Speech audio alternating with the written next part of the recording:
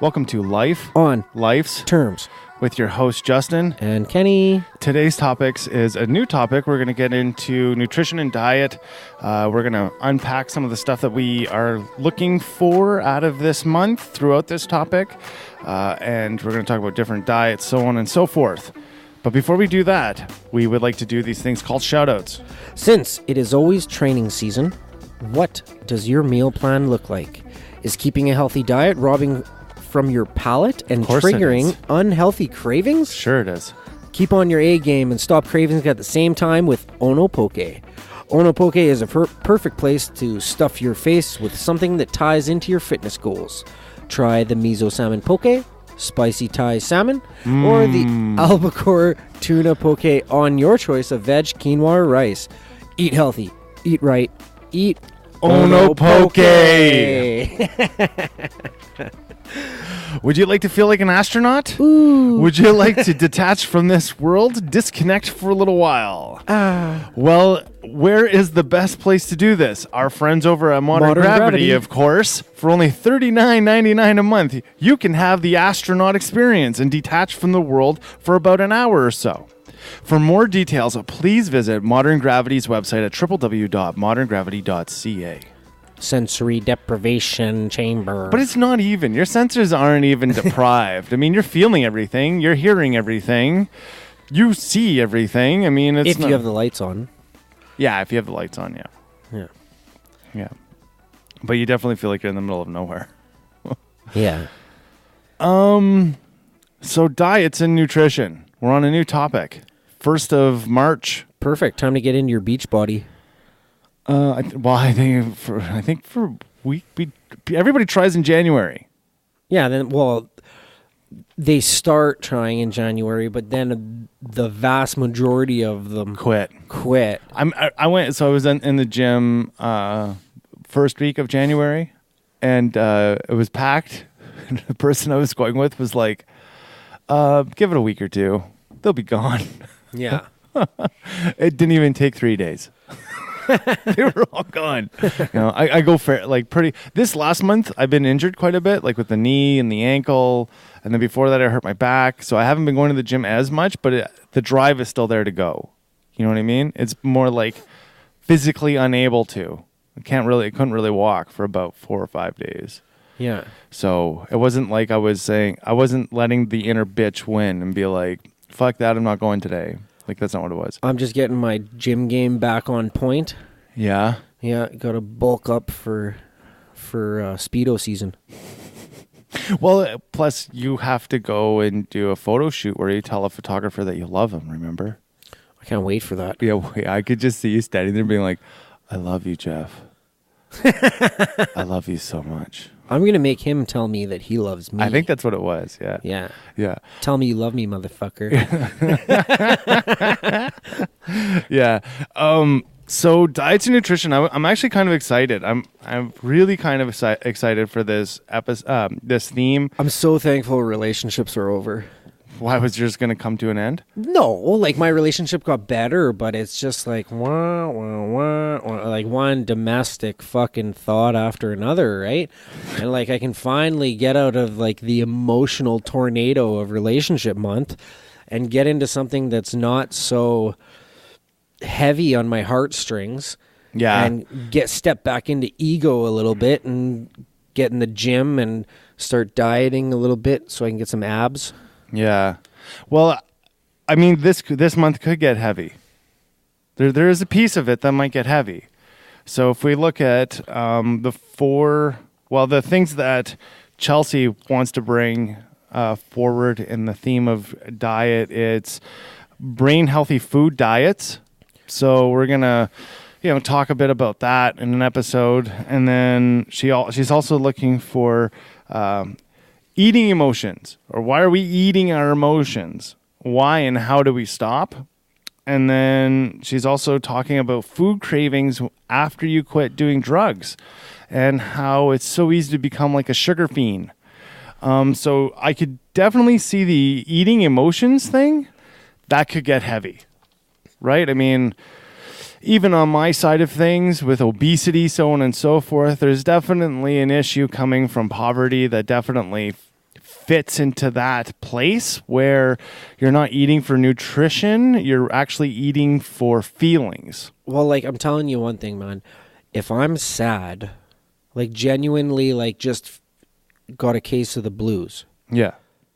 nothing cheers me up better than a fucking peanut butter jam sandwich. Even after jail? Yeah. Wow. And you want to know what, like, well, you know, like, when 9/11 happened, the food that they got for the firefighters that were working in that was peanut butter jam sandwiches. That's what they requested because it's comfort food. And I love my peanut butter jam sandwiches. Yeah, I don't like that shit at all. Yeah. In jail, I know you get 2 of them a day every day. Fuck that. Ugh. But then they mix the peanut butter and jam together and it's like this schmucko paste. Yeah. That's not good. Yeah, it wasn't. Well, here that's what they do in jail. They don't do that everywhere. But yeah, no, it wasn't. I don't like peanut butter and jelly. Not jelly, jam. Even then, it's not my thing. Okay. Yeah. I know if I don't make the wife a crumpet with peanut butter and honey at night, then I'm in the doghouse the next day. Really? Yeah, that's like her thing. Huh. Yeah. I got a hard job, you know, like she does so much for me, at least I can do is make her a fucking crumpet. The one thing that I did miss when I came out here is some of the Quebec food, like real Quebec food, like good puts in. A poutine. A poutine. And then tourtière. What's that? Meat pie. Fuck, I really miss that. A crepe? It doesn't, that's not like, it is, but it's not Quebecer. Like, that's not a Quebecois thing, really. No? No. It's like a France thing. It's like a Montreal thing. It's not a Quebec City thing. No, it's a France thing. That's a France thing. That's exactly what that is. And it's a France thing. It's not our thing. But yeah, so that kind of stuff I can definitely identify as like making me feel like I'm at home. And there's a couple dishes that my mom does that makes me feel at home, you know? So like, yeah, so I can definitely make that association. What's your stuff? What are you looking at getting out of this month? So I want to go into gut health. I want to do some research on gut health. I want to find somebody to come in on the show to talk about gut health. Mm-hmm. And I also would like to do one of those DNA tests where it says like which foods would be most beneficial for my DNA type. Yeah. Yeah. Yeah. If it works out, it works out. Yeah, like apparently, like I talked about it briefly last episode about my friend who I gave him some information on colon hydrotherapy and stuff. He has IBS, but he's seen a drastic change for the better since going to see somebody for colon hydrotherapy. And they also did one of those DNA tests for him. And like he can't eat a whole range of like colors. Like they broke the food down into colors. They're like, you got to stay away from this color. Yeah, so I'm like, I'm interested to find out how that is going to affect my body. And like right now, I have a few guilty pleasures that I'm trying to fight off. Like Tim Hortons Farmer's Wraps. Yeah, you know what though? So I go to here at Safeway up here in Edmonton. They make like a chicken tender in a wrap. Yeah. So if I like fucking crush it in the gym, I'm allowed one of those, right? And it's like, it's just straight carb and protein, really. Sure, it's battered chicken, but deep fried. No, it's like chicken fingers. Oh, so it could be baked, but it's probably deep fried. I'm pretty sure it's baked. Okay. Because it's Safeway. Yeah. You know, I don't think they really have a deep fryer there. Oh, maybe they do. They have some Asian food that they sell deep fried. Anyways, that's what so that's kind of like my go-to. Yeah. And times when I'm really, really hungry, hard-boiled eggs, buddy. Fucking love them. Yeah. I love hard-boiled eggs. With like a half a teaspoon of butter on it and a whole bunch of salt. No, fuck no. Oh, yeah, you got to put butter on it. Nope. I put butter on everything. No, I don't. I don't put butter on shit, and I don't put white death in anything either. Coffee whitener? Sugar? Oh, sugar. That's what I call sugar's white death to me. Well, anything that's white and highly refined isn't that good for you? Like cocaine. What? Yeah. Didn't you know cocaine's not good for you? That's not a relapse, though. What, sugar or cocaine? You pick. Anyways, and where I'm going to go is how to find the right diet for you, for your individual needs. I mean, I've been on this diet roller coaster for a long fucking time, and I've had diets work out for fighting where I was able to cut a substantial amount of weight in a very, very fast time, but it probably wasn't the healthiest way of doing it. And I've always regained the weight or doubled it back. So I'd like to dive into that. And that might fit with your DNA stuff. And it might fit also with emotional eating. Probably ties into a bunch of different categories, so to say. Yeah. So that's where I'm headed, because I don't suspect, I mean, I'm hopeful that I'll find a solution over the next 30 days. I mean, I found a solution in the relationships theme about how to separate my judginess, so to say, from my partner, right? So I'm hopeful that there'll be a solution out of this month. But like I said, I've been trying and looking for this solution for a long fucking time, and it just hasn't really afforded itself or conveyed itself to me in any way for a long time, And the times that I was physically healthy, like where my body looked well, I was not well. I wasn't. Crystal meth is not the healthiest diet supplement. I wasn't using that then. I was more like the way that I was dieting, the way that I was training, it just wasn't healthy. Overdoing it. And then also you always feel sick. You always feel like you're on the edge of like having a flu or a cold or something. You're always achy because your body's never really recuperating. It's never really doing any. And then you look at your body and you're like, fuck, I look great. Yet you look at food and you just want to eat everything. That's where you're at almost. Yeah. And that's a shitty place to be in too. I also want to learn more. You and I have spoken before on the show about intermittent fasting. Yeah. But I'd like to get some more research on that, some facts. So, yeah. So even in that, I've been actually doing that for a while. I have seen great benefits to it. And I can go to the days long. I do know quite a bit about it. I started intermittent fasting before it was a fad or like some sort of thing. Trending. I did it for religious terms, and we can go into that in another episode. But yeah, I think, yeah, there's definitely, you have to figure, that's why I think going back to this, what diet is right for you. We have to stop, and this is just my opinion, but I think one of the ideas that's been floating in my head, or I see or I hear a lot of people talk about, is you have to stop thinking about what you think is good or trendy, because your body is not the same as anybody else's body. Your body is individual to you. And if your body says that you need to eat meat, well, being a vegan's not for you. That's not going to work out for you. If your body doesn't need to eat meat, well, then maybe being a vegan is for you. If you have not a lot of fat on your body, intermittent fasting is probably not for you. If you have a lot of muscle on your body, intermittent fasting is probably not for you. Well, if you want to keep the muscle. That's right. So just on those basic pretenses, you can right away cut out, I don't agree with dieting.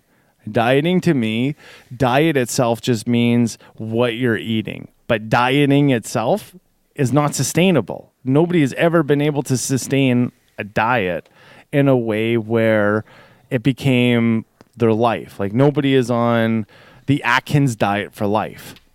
You can't do it because it's always a restriction, right? The fact of the matter is you need to learn what the balance is. What is your balance of food? And what's your relationship with that food? What about the ketone diet? Well, again, this all falls into, in my opinion, it all falls into fads again. Like, again, we heard that when we start talking about paleo diets, so on and so forth, that's only just an ideology of like how people are eating or were eating or whatever it was. But it's not necessarily a diet. It's actually a food plan. So I think generally we're changing from that. It doesn't become so restrictive, right? But even then, when we start restricting certain things out of our diets, you're always going to have that guilty pleasure, because I think we always fall into a place where we're like, fuck, I really just would like a little bit of that, you know? But the problem is most of us don't have moderation. So we don't just have a little bit of it. We have quite a bit of it. So, I mean, yeah, when we're looking at diets, I think that's a main focus. Is it's not a diet, it's a food plan, it's a meal plan. It's like when you're training, you do 6 weeks of cutting, which is a diet, and then you do 6 weeks of bulking. And you go back and forth, back and forth, back and forth, until finally you get what you want your body to look like, right? But even in that sense, you're not depriving yourself for long periods of time. Like, I would not suggest to anybody to intermittent fast like all of the time. No. It's not healthy. You know, to say, well, I'm going to go 18 hours every day not eating. That's not great for you. It's just not. So, yeah, like I think there's a huge Well, you can't be all in one. It doesn't work. We don't work that way. I think I for sure don't think that we need to be eating 3 meals a day every day. I think that our body works better and would function better off 1 meal a day, or you know what I mean? Like, realistically speaking, when you look at like digestive health, you know, people have backed up colons because they're constantly shoving food down their hole, and their body doesn't have the capacity to digest it all efficiently, and then you get issues like IBS and yeast buildups and leaky gut syndrome and shit like that, because they're putting too much food into their body. You know, our bodies expend more energy digesting food than any other activity we do. Digesting 1 meal is like running a marathon. For some. And the reason, so on the opposite side of that, you see a highly tuned athlete, somebody who's training ridiculously. They could schedule 4 shits a day, and it's literally an hour to 2 hours after they ate, because that's what their body is burning. So that's why I'm saying I don't think diet can become a Cinderella slipper where one thing fits 100,000 people.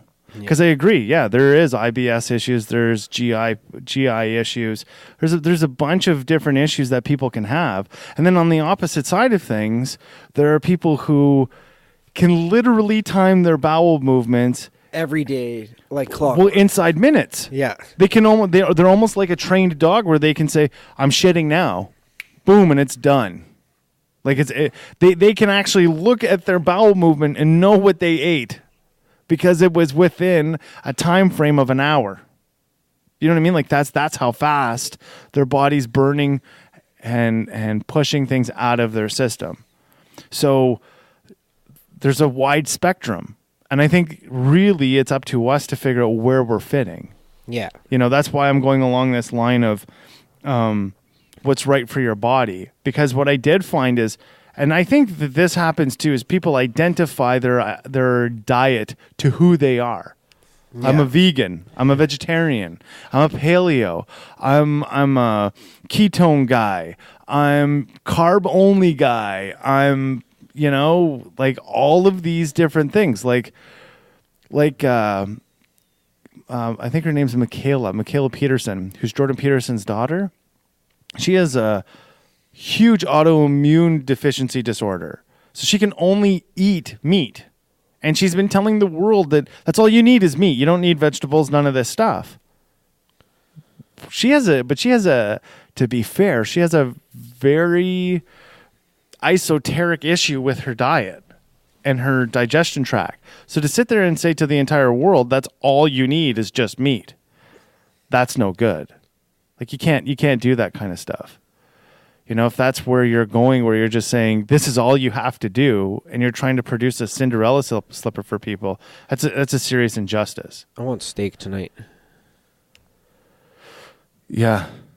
I mean, I think that could become a real issue on the show, is if somebody, and I think we'll try to monitor it as best as we can, not to provide just one Cinderella slipper. I think it's many different options that we're going to try to provide over the month. Yeah. You know, I think that's the piece, is what can we provide a bunch of these people or a bunch of the listeners for all these different venues that might help. Because I think that was my biggest fear on this topic, is how do we deliver as much as we can, because there's so many different people listening. Yeah. And to be like, this is all you need. No, everybody's different. And everything works, but nothing will work forever. Yeah, I mean, sure. I mean, one thing that we can say, it's like going to the gym, right? If you do the same routine over and over again, eventually your body's just not going to burn anything. It's not going to build anything. It's not going to do anything. That's why in the gym there's many different things to use. You know, there's kettlebells, there's a bunch of different shit. There's dumbbells, there's a whole bunch of different stuff in there that you can use. And the reason why there's a bunch of different stuff is if you are only doing the same thing over and over again, eventually that is going to stop. But the practice of going to the gym is what wins. Yeah. Like I said, I may not have gone to the gym a lot over the last month, but at least I still have the drive to go. You know? Yeah. So where are some of the places that you're going to look for research about gut health? Well, I know I've been to a few different places in the city here that do colon hydrotherapy. I think I'm going to reach out to a couple of those and see if somebody's interested in coming on and educating us. Mm-hmm. Yeah. But personally, where are you going to go? Like outside of that? Well, the all-seeing eye always has a lot of answers. Yeah, Google does, yeah. Is there any books that you're going to pull out or anything like that? I actually have some really good books on diet that I have not yet read. Mm-hmm. They've just been sitting on the shelf waiting for an opportune time. So maybe I'll take a poke through those and see which ones I got. See which ones fit. If you can get it done within the time frame, I guess. Well, even if I just kind of like target read it, open up, look at the index, see which something that interests me, because like there's lots of diseases that you can cure with diet as well, and I think that would be a hot topic too if I can pull out a couple of those. For some people, like I said again, we're not doctors, so but maybe the guy that wrote the book is. Sure, but what is he selling? I mean, there's that one guy, Kevin, whatever the fuck his name, who used to be on late night television marketing saying, you don't have to get cancer treatment. And you know how many he actually went to jail because people were dying from that advice in America. Like they threw him in jail, right? Because he kept saying, all you have to do is eat fruits, use this juicer, blah, blah, blah. I'm just selling this book. That's all. He went to fucking jail, and he went to jail for a long time, man. Did he really? Yeah, I'm not kidding you. Yeah, you can't. I'm that guy too. I think fucking, But he, people died. A lot of people. No, we're not talking like 100, more than 100, died because of that advice. And then what ended up happening was, America called it malicious. I think it was like malicious marketing or something like that. And he did like 15 fucking years. Wow. Yeah, he's still doing time, like right now. Huh. He's out in, I think, 2 or 3 years. He's another guy who was... Fuck, he'd be cool to have on the show. Is a Ponzi scheme guy. Yeah. Like, that's really... Like, he was on many different late night shows or late night, like, shopping network sales things. That's right? What I grew up on, man. Paid advertising. The shopping channel. Really? Fucking mom had that thing on all the time. If the TV was on, you got one of two shows: either oldies, black and white movies, or the shopping channel, and that's it. Oh wow. Yeah. I never really liked the shopping channel. Well, maybe. I mean, I think it's dying because now there's like the shopping thing on your phone. Yeah. Right? All the different apps, right? Yeah. Yeah. Well, and then there's actually the shopping network on your phone. Have you gotten groceries yet off the internet? Like Save on Foods and shit? Or yeah, like Save On does it, or Amazon does it. Amazon does groceries, don't they? I think in America. I don't think we have it here yet in Canada. I know that like you can order your groceries now at like Superstore, and then park right close to the door. You get better dibs than the handicap stalls Wow. to pick up your groceries. Really? Yeah. You know what what I've decided to do is I go to more local grocers, and I actually ask them if the produce in the grocery store is coming from a local producer. I really try to stay away from Safeway, Save On, any of those huge, massive conglomerates because it's just not, I don't know, it's just not something that I don't like GMO food, man. I don't like knowing that my bananas grew up on a fucking boat. You know, like. Well, like, didn't bananas go extinct? Like now, there's no seeds in bananas anymore, right? Now it's all genetically modified bananas. Really? Yeah. Well, you remember when we were kids, there used to be like those little black dots. Yeah. Well, you don't get those little black dots anymore. I don't eat bananas. It's like they're growing these plants and they're corroding the reproductive system right out of it. Like those fruits and vegetables now are losing their ability to produce seeds. Well, and I think that's the other thing too is our society, what we have done is like we get a lot of fruits that are out of season now, right? Like you don't recognize it, but like peppers, for instance, okay? You get bell peppers. There's a growing season of bell peppers. You're not supposed to get them in January. Yeah, like there is no such thing as growing seasons anymore. You can get strawberries year round. You get watermelons year round. So my point is greenhouses is a nice way of doing it in a hydroponic way, which is cool. Like it's its own ecosystem, really. Yeah. You know, and that's really helped northern Canada. I mean, it's really brought down the price of produce up there because they can grow it locally now. They're not trucking it from like Edmonton or Winnipeg all the way the fuck up to like Nunavut. You know what I mean? Like they're getting produce all the time now up there.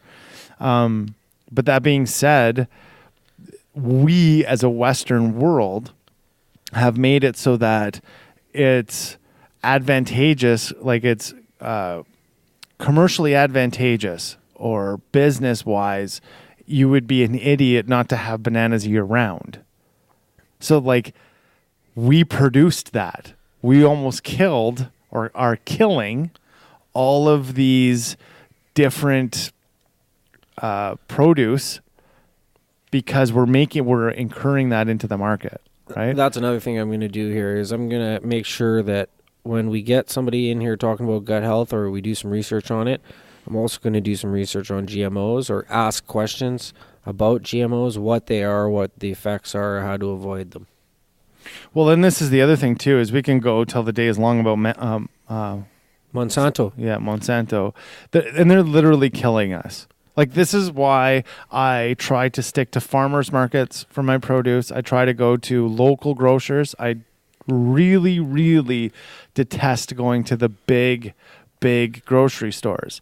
And when I'm in the produce section, I look at the produce that I'm looking at, and like I said, I typically ask them, does this come from a local local grower? And secondly, I also ask myself, can this be grown in Canada? Can this be grown where I am at? Because if it can't, it's not like from here. And if it's like a mango, I'll ask them, where did this come from? Did it come from like a hydroponic grow here in Edmonton or in this geographical area? Or did it come from like wherever it comes from? I got this kiwi the other day. I'm trying to think of where it was from. Maybe like New Zealand or... Oh, for sure it came from New Zealand. Okay, probably. but it wasn't a green kiwi. It was orange. Huh. And it had a different inside. The inside kind of tasted like... like a dense pudding. Huh. That's strange. Yeah. I mean, I think it's... Yeah.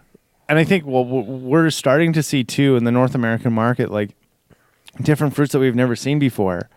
Because really what's happening is these countries who are producing these grows or these vegetables or fruits, what we're starting to see is they're almost test marketing it into our society to see, because we are the ultimate consumer, to see if it's worth creating dragon fruit year round. Like, that's what's happening. It's a business market as opposed to like us saying, even the machine of that is not conducive to what's nutritious for you. It's more conducive towards buy me. Right? Yeah. They're looking for mouth pleasure. Well, and eye pleasure. To a degree, yeah, right? definitely. Like, think of like apples and stuff, and like I've seen quick little skits on Facebook or whatever showing these people in this third world country literally spray painting with like this color spray, this colored wax, like the fruit and vegetables, and before it leaves for transport. Oh yeah. To like ripen it, or you know what I mean? Yeah. Like, I mean, we know, like, if you go to McDonald's and you look at the burger that's on the thing, that's not the burger you're getting. I mean, that's a model burger. yeah. You know what I mean? That's not what you're getting. Also, what we know, so in Canada, I don't know about America, but in Canada, this is for sure. If you ever want to open up a grocery store, you have to follow the Canadian food guide of how the grocery store is. So what you'll always notice in a grocery store is your four food groups are always on the outside wall. Yeah. Everything in the middle, you don't need. Literally, you do not need it. It's not necessary for you to have it. Always in the middle of the grocery store, you're going to see like rice is, you might need it, but you really don't. Yeah. Okay? You don't need soy sauce. You don't need cereal. Those are things that you want. What you do need is you need fruits and vegetables. You need bread to a degree. You need meat. You need milk and and eggs. And where do you find all that stuff? It's on the outside. Yeah. And that's designed by the Canadian Food Association. Has to be that way. So like, they just throw you off with the toilet paper aisle. yeah. Well, and then the other thing is like, you'll notice too, like all the advertising, it's always at the ends of the aisle. Well, why are they doing that? They're trying to call you in. They're trying to call you into the aisle. That's literally the marketing tactic behind that. And that actually comes from like the people who do the Las Vegas lights and shit like that for the VLT machines and all that. Yeah. That's where that came from. Like the calling into the aisle was the start, and then VLT Vegas basically took that and then made it like to the umpteenth degree to attract people into the machine. Because they're attracting them into the machine, whereas before they were attracting them into the aisle. Have you ever been to Vegas? Yeah. I don't know if I'll ever get in there. Eventually you will. We don't have pardons anymore. You have Record suspensions? No, we don't even have those. It's called something else. It's temporary forgiveness. That's what we have. Huh. Yeah. It's not a pardon. It's a temporary forgiveness. Yeah. Well, that's Stephen Harper for What's you. the next best place to go other than Vegas? Other than in the States? Anywhere in the world. Most people, just a timbit, people who've been convicted in Canada think that they can't go anywhere once they're convicted in Canada. The reality is you can only go to two places. It's Australia and America. You can't go to those two places. That's right. Everywhere else in the world, what about Japan? Pretty much you're accepted. Oh, okay. Go. You can go anywhere. If you could travel anywhere in the world for food, to go be a foodie. Thailand and Nepal. Yeah? I love that food. Yeah, like just recently, personally, I started cooking with more curry. Yeah. I started cooking with more curry and more cumin, all that stuff. Yeah. Like those spices that are complementary to each other. And I love that. Like it's changed my diet significantly too, where like my bowel movements are more regular. I don't eat as much. I don't crave as much carbs anymore. Like breads and all that shit. Not really part of it. I definitely have more rice, right, as the complement to it. But I don't eat as much rice today as I would have ate in bread. You know what I mean? Like there's far less, right? But rice isn't good for you either. I mean, it's like potatoes. You might as well like potatoes are. I mean, I'm not going to say that they're not good, but they're not bad. Seal? Yeah. How was that? I ate it raw when I was in the northern country surveying. I don't know. It tastes like raw meat. You know, like there wasn't really a taste. In regards to wild meat, my favorite is moose and elk. Elk for me is Viagra. Yeah? Yeah, if I eat elk sausage, watch out. Watch out. It's like Viagra. Really? Kid you? Yeah, man. There's Where can you get some elk?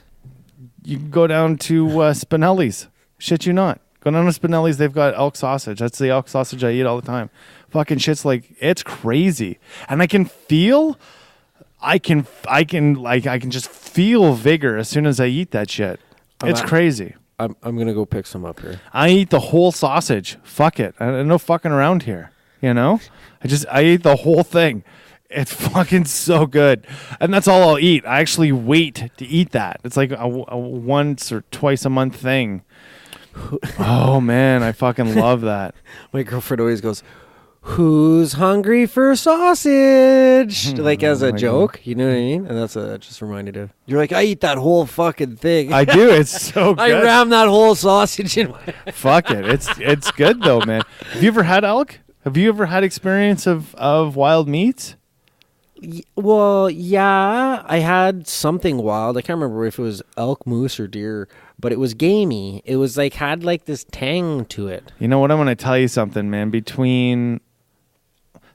We had a bit of a conversation of this afterwards, and I think maybe I'm going to go into here about hunting and the sustainability of hunting. I can tell you right now, people are going to hate me probably for doing it, but this is the reality. As I am a conservationist, okay, I love hiking, I like being in the bush, but this is the problem: is we are starting to see animals die of mange. Yeah, from eating the dead carcasses. That's right. And the reason why there's dead carcasses happening all the time is because we, as the supreme being in this land, are not killing them. So what's happening is carcasses are being left and other animals are eating that, as opposed to people like us weeding out the herd in order for there not to be as many deaths, natural deaths on... I am a natural death. As a human, I naturally kill another animal in order to eat it. That's a natural death to that animal. And facts being are this: I'm not killing a small doe or the young. I'm killing the old. That's what I'm killing. The old and the big and the one that can't get away. That's what I'm killing. Why am I killing the big? I'm killing the big to feed as many people as I possibly can. That's why I'm doing that.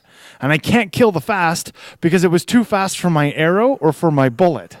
See what I'm saying? Yeah. So the best are living and the old are being recycled.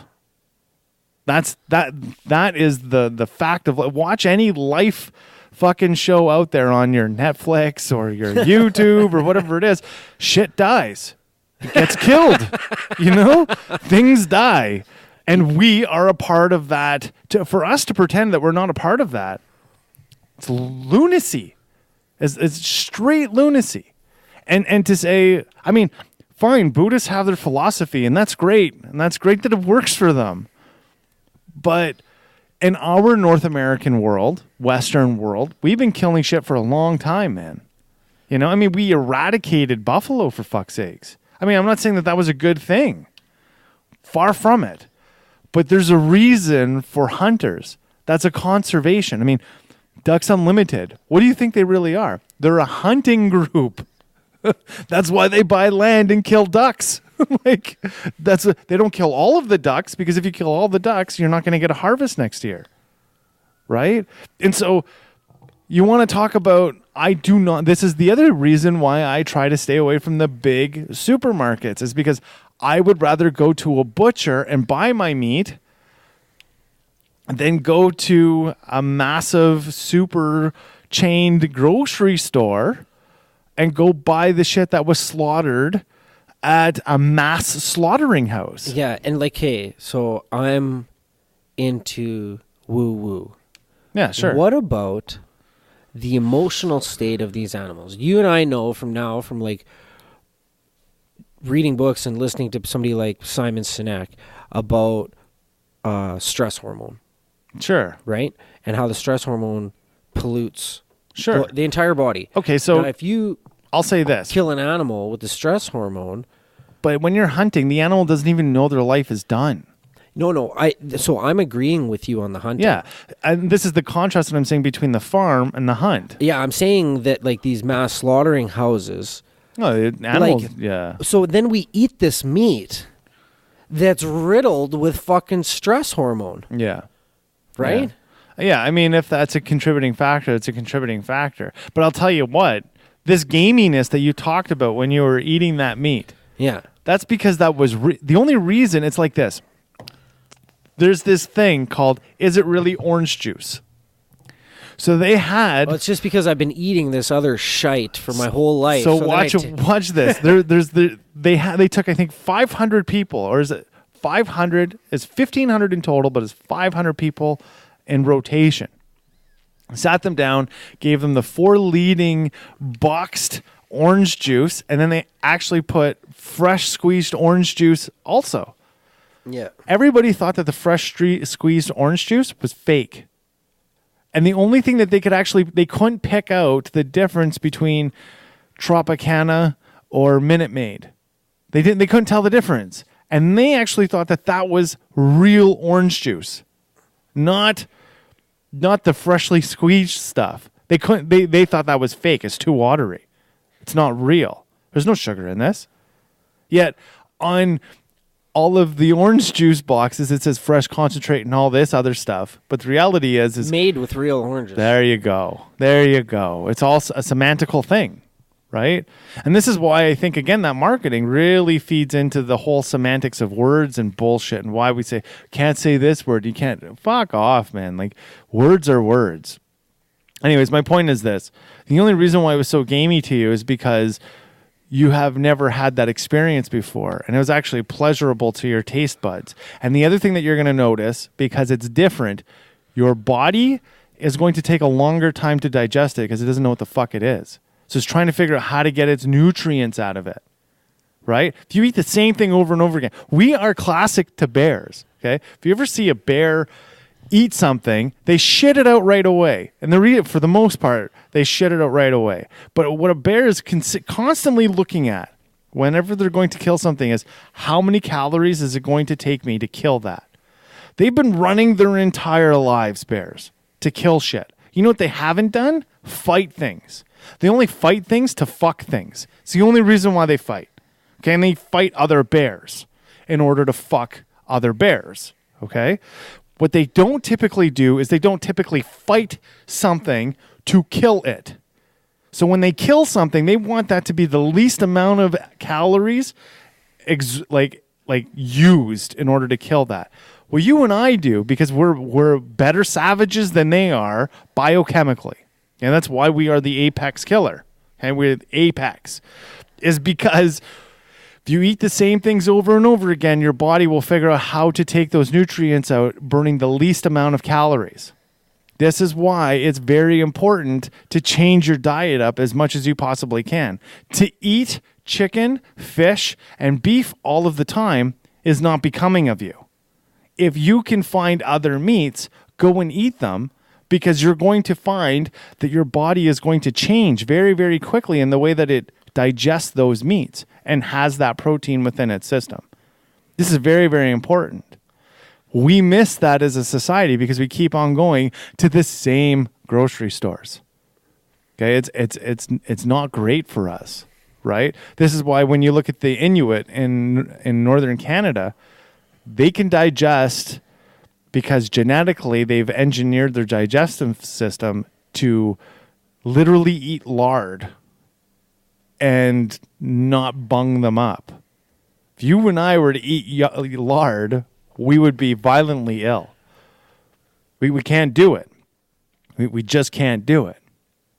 Right? So because we've had all of these experiences in the grocery store, this is why it's even more appropriate for people coming from our culture, living in these westernized cities and stuff, to expand our diet more. They don't eat lard. They eat whale blubber or seal fat, Yeah, but but also the meat's in there too. Well, it's, no, it's hold like on. a keto diet up there because they don't have any. Sure, but hold on though. They do eat lard because they actually freeze fat and they use that. Like you use butter. Yeah. That's what they use to put on things like butter because they don't get butter. It's lard, right? It's the lard from the whales and stuff, okay? That's how they preserve it. So you and I, like I said, we would get sick off of that. You might be able to take a little bit of it, but you couldn't eat as much of it as they do within their diet. Yeah. And for them, it's a survival mechanism in order to eat that lard. To get a can of pop up there is like $10. Sure it is. So that's what I'm saying. Like for us, because we have a wealth of many different things in our supermarkets. Yeah. This is why we have to step out and go eat wild meats. Go look at what the sustainability is in hunting. What does that look like? Because I'll tell you what, people who do hunt, they are typically healthier. People who do have gamed meat they're usually healthier. I mean, what do you think the difference is between a wild turkey and a turkey you get from the grocery store? Growth hormone, chemicals. 100%. And it tastes better. A wild turkey tastes better. Unequivocally. Yeah, I had a little bit of prairie chicken before. Oh, yeah, that's good. It was delicious. Yeah, spruce grouse is one of the queen's delicacies, right? And partridge. Yeah. Spruce grouse is one of the partridges. There's rough grouse and spruce grouse. And spruce grouse is like her delicacy. One off here. Do you think the queen's an alien? I don't know. I know it's a tough call, eh? I don't know. I mean, I don't know. But yeah, back to the diet thing. I think, and you know, that's kind of the beautiful thing about living in Canada is that we do have a wide variety of fish that we haven't fucked up yet. You know, we have a wide variety of wild animals still that we can go out and hunt and like you could actually live off of the land in Canada. You really could. I'm not saying that hunting is easy, but the likelihood of you being successful in harvesting through a hunt is much more advantageous in Canada than it is in America. Hands down. Like hands down. So is it a worthy cause to get behind that in Canada? I think it is. And it's not as taboo in Canada. The one thing that I do find is, so we'll take BC, for instance. In British Columbia, they stopped the bear hunt. They stopped killing grizzlies and black bears. Have any idea how fucking dangerous that is? Because they said people in Vancouver said, well, they should just go to the grocery store. The grocery store is expensive in BC if you don't live in Vancouver or Kelowna or any of the major cities in that province. It's expensive. People go hunting in order to sustain themselves, and bears will kill your dog. Okay. Bears will kill your children. They will kill you. They will come into your house. I mean, this isn't like the local fucking gangster extorting you. You can't talk a bear out of this. You can't call the cops. Like this isn't fucking Smokey the Bear anymore. They aren't going to give you a chance to call the cops. That's for fuck's sake. Yeah, like this isn't Smokey the Bear anymore. It's not friendly. Hey, boo boo. Yeah, like that shit ain't happening, you know? And so this happened in Ontario too, where they killed the spring bear hunt on black bear from Toronto. And then the problem with that is it's an ideological thing, but the issue with that is they don't understand what it is to live up there. And then this is why you have now the alienation of people who are living in these remote rural areas. That's how those people feel. Because the reality is in Northern Ontario, and I'm telling you, being a surveyor working in the bush, a black bear is way more dangerous than a fucking grizzly. Yeah. Hands down, way more dangerous. There was black bears stalking children on the way to school. Yet you can't harvest them in spring. Only in the fall, because that makes more sense then. Are you fucking crazy? Like, they fuck like rabbits. Bears fuck like rabbits. They will overpopulate, and there will be nothing left in the bush but bears eating bears. They're cannibals. They will eat. I mean, when a male bear sees a sow or a female with cubs, they kill the cubs to throw the female back into heat. That's why female bears go fucking rank when anything gets around their cubs. They go off, they're unglued. Because to them, the male is just trying to, because the male can't figure out whether that's their cub or not their cub. All they know is through supremacy, their gene needs to be the best gene in the bush. So they'll kill all the fucking cubs, whether it's theirs or not, just to throw the sow in the heat. And after she has those cubs, he'll fucking kill them again. Like there's no knowledge, right? Like they can't identify them. They're not humans, you know? Like that's just what it is. That shit needs to die. Like, and it's good for us to eat that meat. It's a good sustainable way of getting protein. I've never had bear. It's great. I haven't had much, actually. I've been pretty sheltered with my diet throughout my whole life. We should go out there and see if anybody's got some stuff in their freezer. Have a taste test. Yeah, or in their kitchen. Like, any restaurants out there serve this shit? No. What we can get elk at a restaurant. I've seen elk at a restaurant. That's because it's been farm raised. Have you ever had shark fin soup? No. No, I've never had. What about monkey brain? No. No? No, I've never eaten that stuff. So my buddy came back from Asia and he said that while he was there, they had monkey brain. He said it was the most traumatizing experience he's ever had. I bet. They brought out this monkey, like strapped to a little miniature chair, like an electric chair, with its hands and its feet bound, and then like there was a little cap over top of its head, and the cap, like you slid this little thing with your pointer finger and your thumb. You hold onto this little thing, and you slide it from one side of the scalp back to the other side, and it like cuts in, and then you take off the top of the monkey's. You lift the fucking thing off the top of its head, and then you dip your food into the live monkey brain. But the monkey's sitting there like screaming and like looking you in the eyes as you're doing this. That seems a little crazy. He explained it to me anyways. It gave me goosebumps, and like that's a dark turn. I tried to research it, and there was like a movie skit of it, but like you couldn't find anything on it. In China, you could pretty much eat anything you want. Like they'll serve you anything. Yeah, they do fucked up shit. Like I seen some skinning dogs alive and stuff. Yeah, it's crazy, right? I mean, that's not what we do here in Canada when we go hunting. That's not what it is. Like I said, that the animal typically doesn't even know that its life is going to get taken. It's by surprise. Yeah. Like it doesn't know. You know, it's not like, whereas like cattle, they know. They know what happens when the truck pulls up to the farm. You know what I mean? Like they know. They like. We're probably gonna get in shit with me saying this, but I get the feeling of like Schindler's List. Whenever I see that shit, I get the feel like that's where my mind goes. It's like that's like Schindler's List. I'm not trying to compare Jewish people to cows. That's not what I'm doing. I'm just saying like the look of the trucks and shit. That's what like that's kind of where my mind goes. Is this is Schindler's List, and we're just droving these cattle to death. It's fucked up. Yeah, and like, you know, they've spent their whole lives in a little cage right next to this other animal in a little cage, and that one goes off first. Pig farms are fucking surveying. I saw many pig farms, and that's the most fucked up. I've worked on pig farms. That's the most fucked up thing I've ever seen. That and poultry farms. Like, I'm going to throw them under the bus, but this is my experience. And my experience, I'm prefacing this. I will never eat Lilydale chicken again. Never. After working in or around massive poultry farms, Not happening, son. Not going to happen.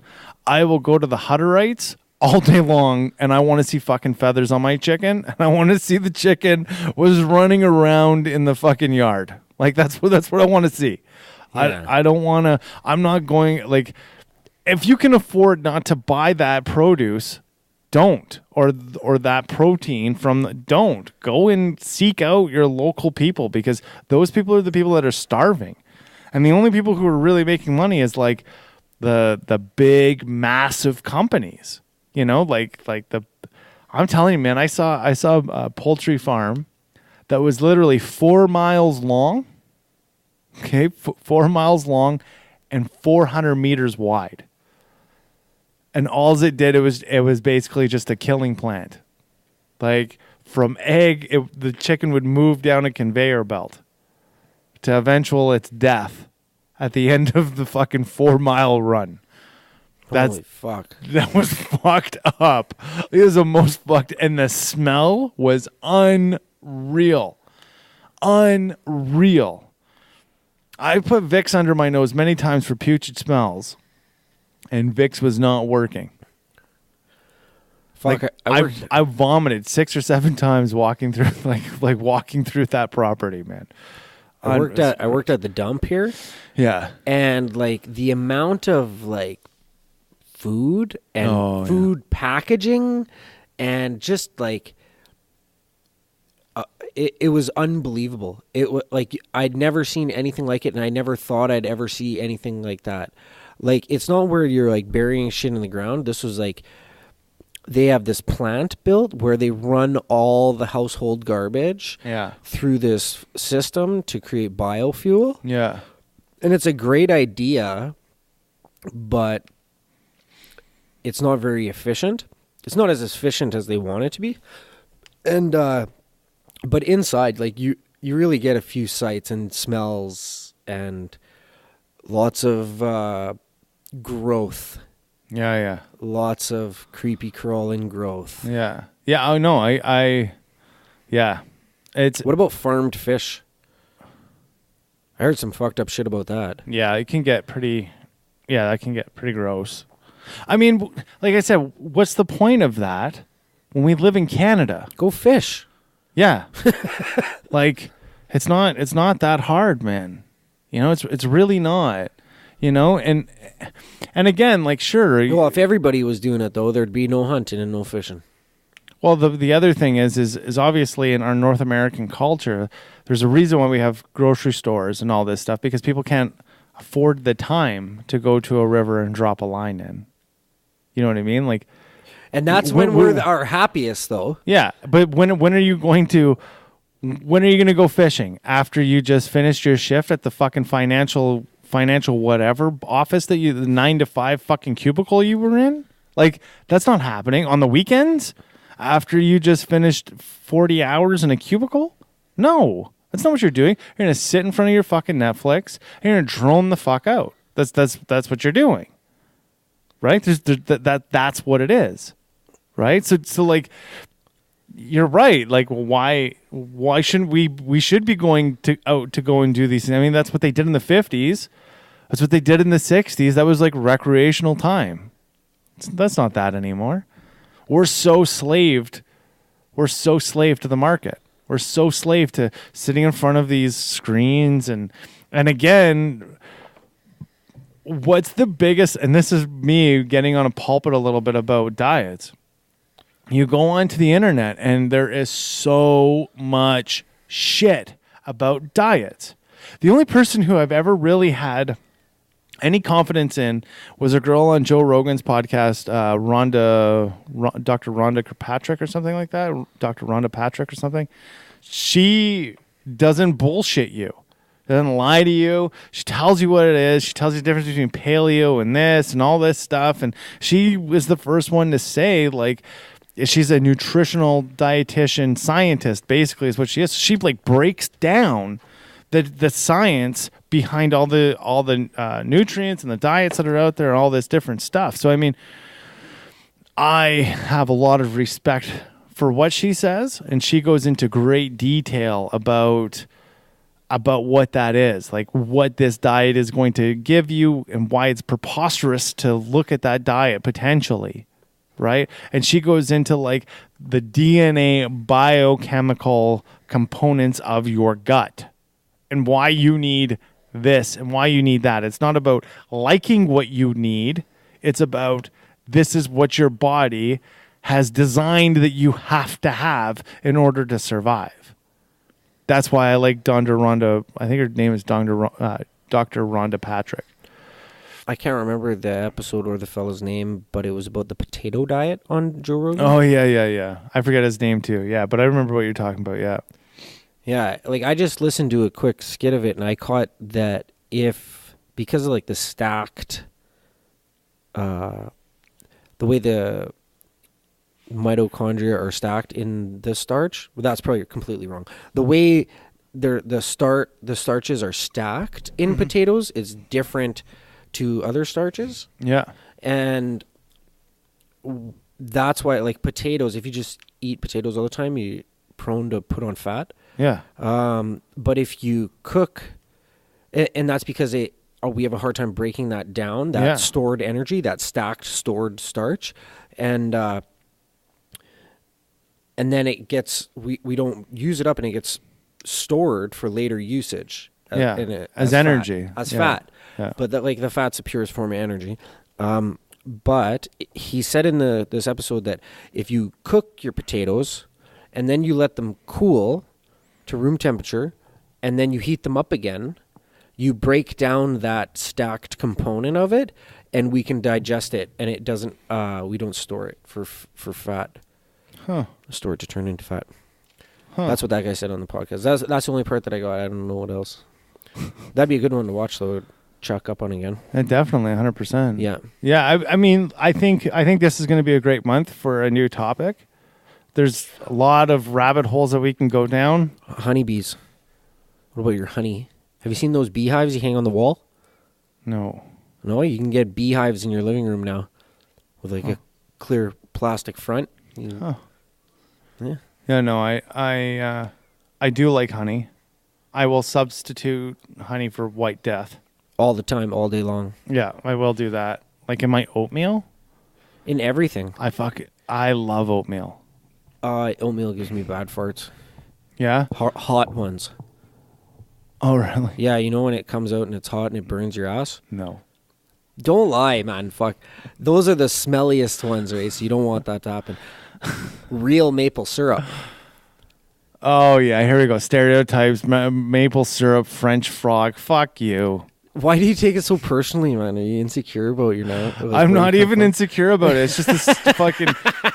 Like, it's just such a stereotype. No, but I love maple syrup. So do I. I love maple syrup, and it's better than honey. It's better than White Death. It's better than honey, I think. Yeah. I dip my bacon and eggers from A&W into syrup. But that syrup's not even real. No, like... It's cornstarch. That syrup's I like real... Starch. Like, at home, I have real maple syrup. And it's stupid expensive. You know the maple syrup trade in Canada is protected like oil. Really? Yeah. Go on YouTube. There's a YouTube documentary about how somebody they were stealing syrup. And they stole $1 million worth of syrup. Not kidding you. And it's like protected by the province and shit. Like there's a whole thing about it. Look it up. It's crazy, man. Yeah. There's a real thing about it. Have you seen any of the documentaries like what's the Eat Your Wheat and all that bullshit? Yeah. Netflix has a bunch. What about the one on juicing? Have you ever juiced? Like steroids? No, not that type of juice, man. Come on. Okay. Because we spend so much energy breaking down foods in our digestive system, like the concept behind juicing from what my understanding is that it takes the digestive aspect of it out. Like you don't have to break anything down. Your body just absorbs it. So Rhonda, yeah, I'll stop you there for 1 second. Rhonda said that juicing is actually bad. And the reason for it is because there's a biome bacteria that comes from your saliva that coats actual fruit, right? Or vegetables, Yeah. that when it hits your gut, it actually knows what it is. So when we're juicing, because it's mixed with a whole bunch of different shit, the saliva bacteria that goes with the juice, your gut doesn't know what the hell it is. And because your gut doesn't know what the hell it is, it's actually not breaking down the nutrients in a way that it's taking all of the nutrients. And this bacteria that's coming from the saliva in your mouth is attached to your DNA. So from your mouth to your gut can then say, oh shit, that's potassium. Oh shit, that's vitamin C. Oh, and that's what it's doing, because that's the bacteria biome from the saliva that coats the food and then goes down. And when it's juiced, like smashed all together kind of deal, your body, it can't do that. The saliva just can't do its job. Yeah. That's interesting. What episode is that? There's a pro and con to that, right? Just punch in Dr. Rhonda Patrick and you'll get it. Cool. Yeah, like that's what I mean. When we get into and Joe Rogan said this many times, there's so much shit out there about diet and what's real and what's not real. Yeah. You know, we have a guest coming in for next week. Basically what she does. She's a dietitian. So she's coming in and she's going to talk about natural diets in the Canadian realm, Indigenous realm. Yeah, so I'm really looking forward to that episode. It's going to be real fun. We're sitting down with her this week, and I'll be out next week. Yeah. Boom. So yeah, that's that, I think. Wrap her up or what? Yeah, let's wrap it up. Wrap it up, Jimmy. Go ahead, my friend. Please subscribe and share with all your friends. You can find the After the Show blog at www.lifeonlifestermspodcast.com. Please subscribe. Please go onto our Libsyn account at... Well, if they're listening to it, they've got the Libsyn or the... Oh, see, I was trying to... I put it down because I thought I had it in the bag. I put the script down. Yeah. So you want to check out www.lifeonlifestermspodcast.com for the After the Show blog. And, you know, you can get this podcast anywhere. All of the apps and, you know, our actual official page, http://lifeonlifesterms.libsyn.com is what Kenny was trying to pump out. Yeah. You can also get us on YouTube. It'd be nice if you were to hit that subscribe button and give us a thumbs up. It goes a long ways. If you hear any of our episodes that you really like, share the YouTube episode on your Facebook or something. That'd be great. That'd be really great. If you'd like to become a financial contributor, you know, it'd be really greatly appreciated. To keep this operation on the go, we like to provide value to all the listeners, and we pump it out daily for you guys. You know, we don't get paid. Well, we do in other ways. Yeah, we get floats. Floats, coffees, you know, stuff. But if you go to www.patreon.com/lifeonlifesterms with capital L's, as little as $5 a month, we will send you all the good vibes we can. Forever and ever, amen. Have a beautiful Friday. Ta-ta.